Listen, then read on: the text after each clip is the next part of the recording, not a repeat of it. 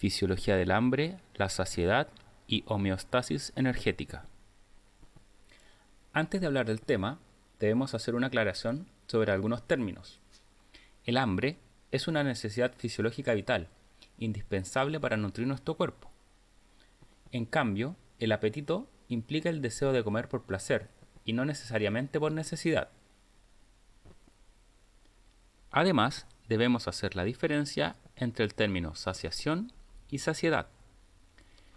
Saciación es el proceso que determina el momento cuando se finaliza el acto de comer. En cambio, saciedad es el tiempo que transcurre entre comidas. Entonces, una vez que se inicia un episodio alimentario, este finaliza cuando la persona logra la saciación, y esto le permite controlar el tamaño o la cantidad de alimento ingerido. Posterior a ello, la persona se mantiene en un estado de saciedad hasta que vuelva a consumir un nuevo alimento. El control de la ingesta de alimentos y el metabolismo energético está regulada por el sistema nervioso central. Los centros nerviosos relacionados con esta regulación son: primero tenemos el troncoencéfalo, el cual se relaciona con la inervación de vísceras abdominales. Aquí destaca el núcleo del tracto solitario y el núcleo motor dorsal del vago, los que se encuentran en el bulbo.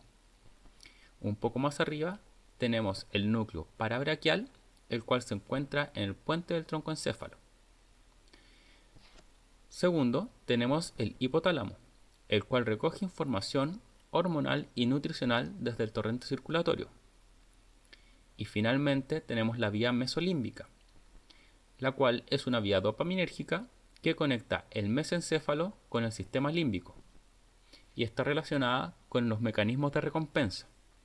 Esta se integra a través del área tegmental ventral, el núcleo accumbens y la corteza prefrontal.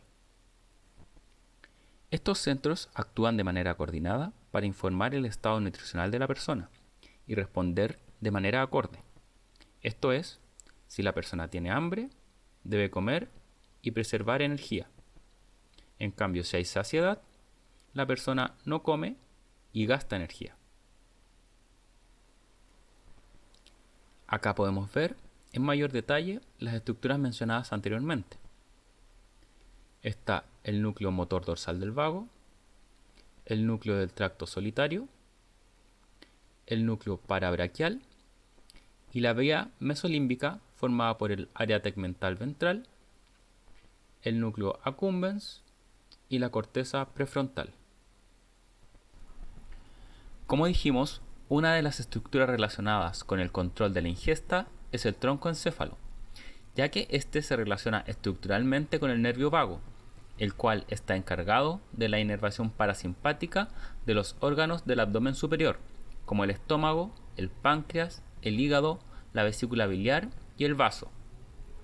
El nervio vago también da inervación sensitiva y motora a la faringe y a la laringe. Como el nervio vago es muy importante en el control de la ingesta, vamos a aprovechar para recordar un poco sobre la anatomía de este nervio. Debemos recordar que el nervio vago tiene su origen aparente en el surco retroolivar. Abandona el cráneo a través del agujero yugular, junto con el nervio glosofaringio, nervio accesorio y vena yugular interna.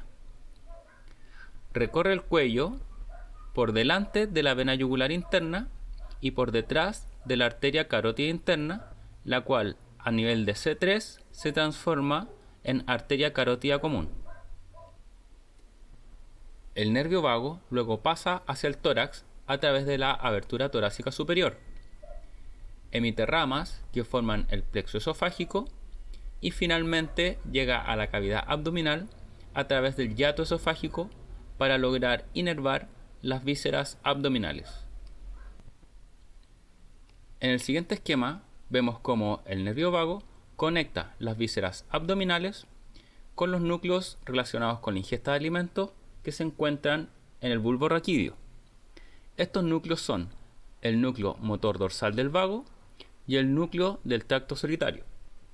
El núcleo motor dorsal del vago es el que da origen a las fibras parasimpáticas que inervan estructuras viscerales, donde estimula el peristaltismo, la secreción y relaja esfínteres.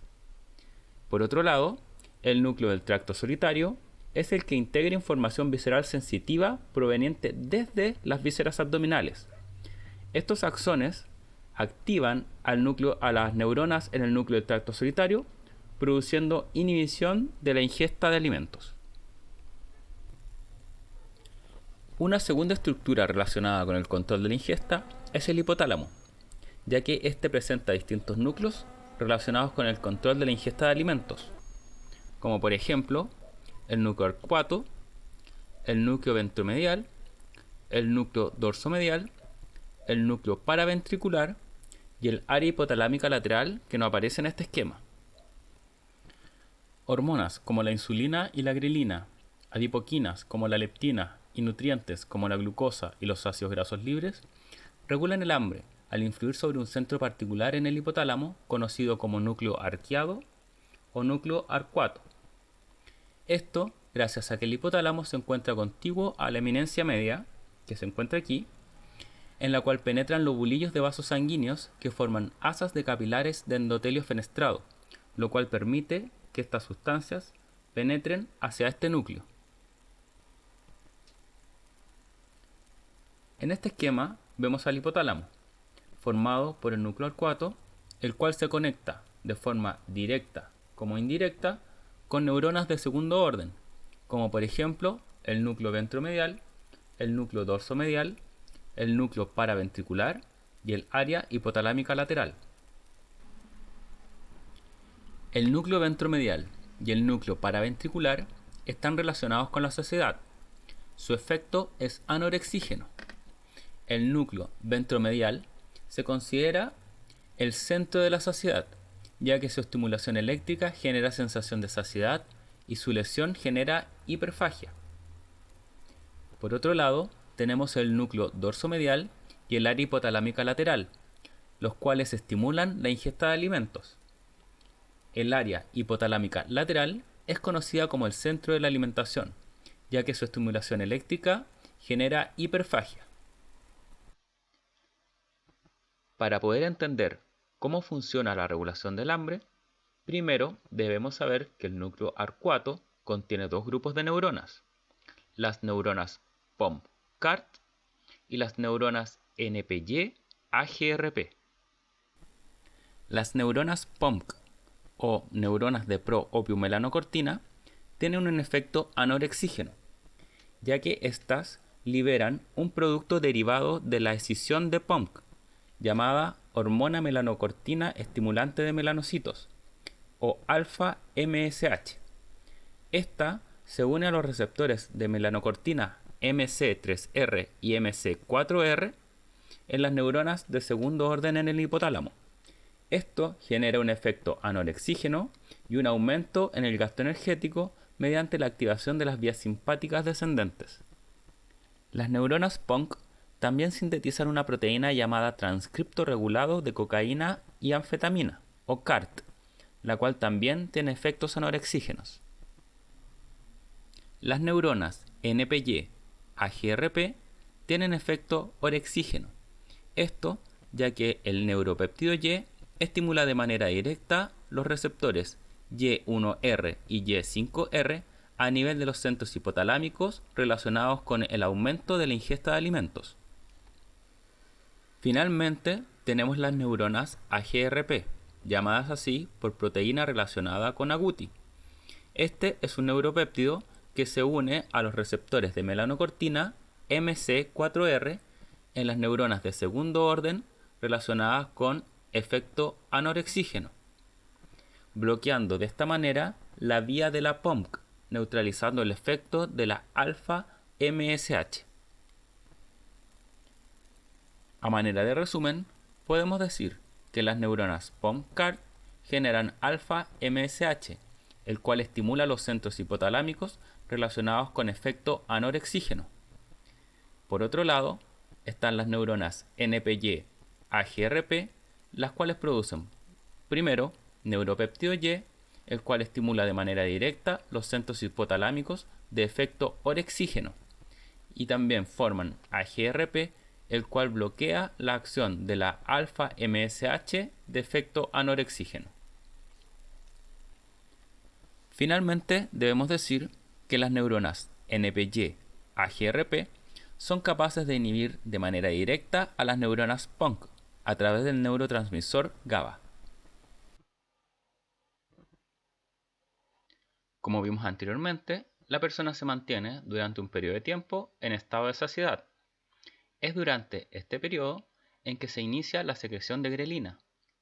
La grelina es una hormona orexígena que se secreta principalmente a nivel del fondo del estómago en las glándulas oxínticas, pero también puede ser secretada a nivel del páncreas, intestinos, riñones e incluso a nivel de la placenta.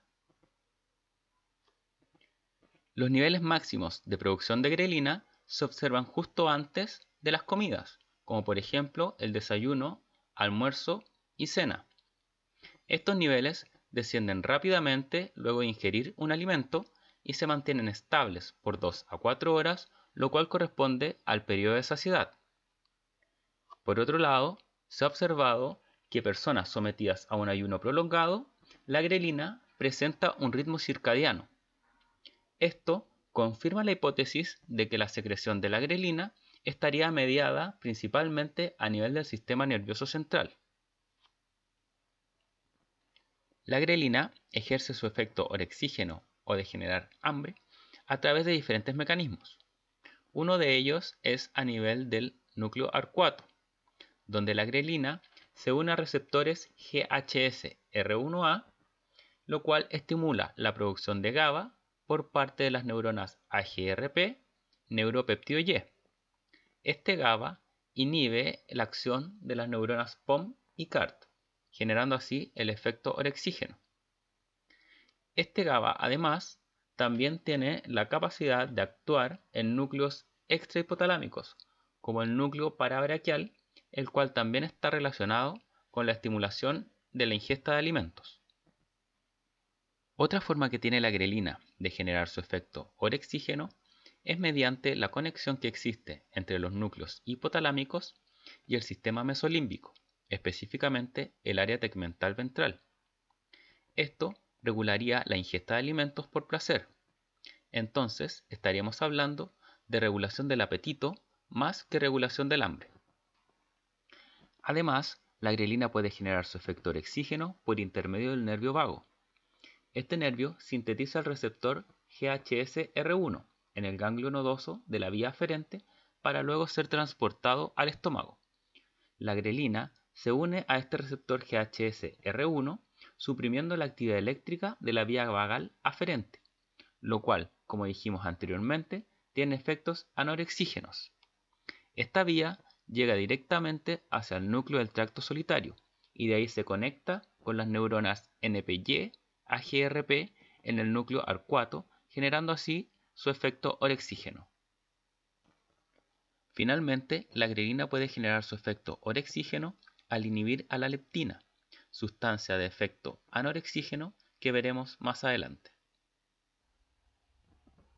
Es interesante mencionar que en la obesidad, la capacidad de la grelina de aumentar la ingesta de alimentos a nivel de las neuronas en el núcleo arcuato está disminuida, probablemente como una forma de adaptación para prevenir un mayor consumo de alimentos. Sin embargo, la acción de la grelina a nivel del núcleo paraventricular está preservada. Además, se ha observado que el nucleótido UDP aumenta en la obesidad, siendo este capaz de activar directamente a las neuronas AGRP neuropéptido Y, generando así un efecto orexígeno que acentuaría la obesidad. Finalmente, es interesante mencionar que las personas obesas que pierden peso al hacer dieta presentan niveles de grelina mayor. Esto tal vez se explique en parte por qué es tan difícil para la mayoría de las personas mantener su pérdida de peso. También se ha observado que en las intervenciones de bypass gástrico, en las cuales se secciona una porción del estómago y se une al duodeno, realizadas en personas o pacientes con obesidad mórbida, disminuyen de forma considerable sus niveles de grelina. Así, esta cirugía no solo ayudaría a controlar una menor ingesta y absorción de alimentos, sino también ayudaría a controlar el hambre. Ahora veremos la regulación post-ingesta o postprandial.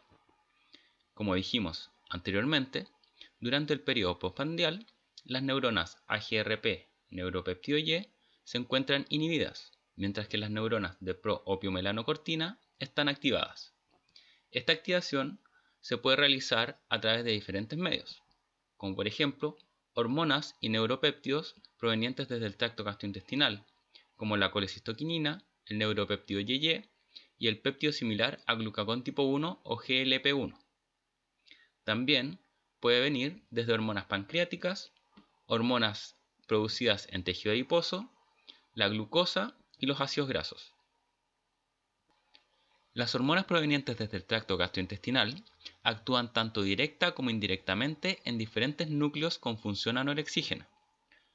Una de estas hormonas es la colecistoquinina o CCK, la cual se produce en el duodeno y yeyuno ante la presencia de productos de degradación de grasas, péptidos, aminoácidos y en menor proporción por los carbohidratos en el intestino. La colecistoquinina realiza su acción anorexígena por dos medios. Primero, retarda el vaciamiento gástrico al producir contracción del píloro. Esto ocasiona una distensión gástrica que activa las aferencias vagales que hacen relevo en el núcleo del tracto solitario, para finalmente estimular el centro de la saciedad en el núcleo ventromedial en el hipotálamo. Esta distensión gástrica aumenta la percepción de llenado gástrico, generando un efecto anorexígeno entre comidas y que dura alrededor de 90 minutos. Además, la colecistoquinina se une directamente a las aferencias gástricas del nervio vago y a receptores localizados en el área postrema adyacentes al núcleo del tracto solitario, lo cual produce un efecto similar. Otra de las hormonas liberadas desde el tracto gastrointestinal es GLP-1 o péptido similar a glucagón tipo 1. Este genera uno de sus efectos anorexígenos en los núcleos hipotalámicos, actuando de forma similar a la colecistoquinina. GLP-1 es una hormona secretada por el ilion en respuesta al consumo de alimentos ricos en carbohidratos y tiene por función aumentar la secreción de insulina. Así, la secreción de insulina empieza a aumentar antes de que se observe un incremento de glucosa en sangre. Esto explicaría por qué la secreción de insulina aumenta con mayor rapidez cuando se toma glucosa por vía oral que cuando se inyecta de forma endovenosa. El incremento de insulina, como veremos más adelante, también tendría efectos anorexígenos. Finalmente, se ha observado que GLP-1 también es producida por distintas poblaciones neuronales a nivel del núcleo del tracto solitario, ejerciendo su efecto anorexígeno en el núcleo arcuato y en el complejo dorsal del vago. Además, actuaría a nivel del área tegmental ventral y en el núcleo accumbens, disminuyendo los aspectos gratificantes del consumo de alimentos. Para resumir, GLP-1 produce su efecto anorexígeno por tres vías. Primero, por un efecto similar a la colecistoquinina a nivel de los núcleos hipotalámicos. Segundo, generando un aumento de la insulina. Y tercero, disminuyendo los aspectos gratificantes del consumo de alimentos a nivel de la vía mesolímbica. Finalmente, hablaremos de la función de la leptina y de la insulina en la regulación del hambre. Como se aprecia en la imagen, los lugares de acción de la leptina y de la insulina son similares, razón por la cual hablaremos solamente de los efectos de la leptina, pudiendo homologar estos a los de la insulina. La leptina es una proteína de efecto anorexígeno, considerada el principal regulador a largo plazo de la conducta alimenticia y del peso corporal, ya que ésta tiene un ritmo biológico circadiano, alcanzando su secreción máxima durante la noche y mínima durante la mañana, donde los cambios agudos en la ingesta de comida o ayuno no afectan de forma apreciable sus niveles. La leptina es secretada principalmente por los adipocitos. Es por esto que su secreción aumenta a medida que lo hace la cantidad de grasa corporal. Además, su concentración es mayor en mujeres que en hombres, probablemente por efectos hormonales y distribución de grasa de cada género. Para ejercer su efecto, la leptina cruza la barrera hematoencefálica mediante difusión facilitada. Al llegar al núcleo arcuato en el hipotálamo, suprime el hambre al inhibir las neuronas AGRP, neuropéptido Y. Además, la leptina se une a receptores de superficie en las neuronas POMC, generando un aumento en la liberación de alfa-MSH, generando así un efecto anorexígeno. Finalmente, la acción de la leptina a nivel del núcleo arcuato genera un aumento en la producción de hormona liberadora de corticotrofina por parte de las neuronas del núcleo paraventricular. Esta hormona liberadora de corticotrofina llega a la sangre a través de la eminencia media y tiene por función aumentar la termogénesis y activar el eje hipotálamo hipofisario adrenal, aumentando así la tasa metabólica basal y el aumento en el consumo de energía. Aquí es donde nace una pregunta lógica. Si las personas obesas tienen una mayor cantidad de tejido adiposo y por lo tanto niveles mayores de leptina, ¿por qué estas personas siguen comiendo y aumentando de peso a pesar del efecto anorexígeno de la leptina? Para poder responder a esta pregunta, primero debemos conocer cómo la leptina ejerce su efecto a nivel celular. Cuando la leptina se une a su receptor transmembrana, que es este que está acá, genera en él un cambio conformacional, el cual favorece la transfosforilación y transactivación de JAK y de SFK. Al fosforilarse JAK y SFK, generan la fosforilación de los residuos de tirosina en el receptor de leptina, los cuales actúan como sitios de unión y de fosforilación para SHP2, STAT5 y STAT3. Una vez fosforilado STAT3 y STAT5, se liberan para formar homodímeros de STAT3 o de STAT5. Estos dímeros son capaces de llegar al núcleo para activar procesos de transcripción génica relacionados con el efecto de la leptina.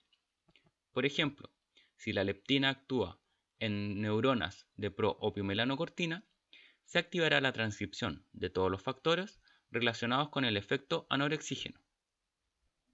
Por otro lado, si la leptina actúa sobre neuronas AGRP neuropéptido Y, disminuirá su actividad y por lo tanto su efecto orexígeno. Esta ruta de señalización produce además un aumento de la transcripción de SOC3 o supresor de la señalización de citoquinas 3, el cual participa de la desactivación del receptor de leptina al unirse directamente a JAK2 o de manera indirecta al unirse a los residuos de tirosina en el receptor. En este contexto, la resistencia a la leptina puede ser causada por varios factores. La resistencia a la insulina y a la leptina a nivel del sistema nervioso central se puede deber a una sobreactivación de esta vía de transducción de señales, en la cual finalmente se produce un aumento de la transcripción de SOC-S3, que como vimos anteriormente, tiene por función desactivar a JAK y por lo tanto inhibir esta vía de señalización por la cual actúa la leptina. Finalmente, debemos mencionar que los ácidos grasos saturados son capaces de inducir una respuesta inflamatoria en las neuronas hipotalámicas, donde se produce un aumento del factor nuclear kappa beta, el cual induce una mayor transcripción de SOC-S3 y de la quinasa JNK, ambos capaces de bloquear a los receptores de insulina, lo cual genera un aumento en la resistencia a la acción de esta hormona.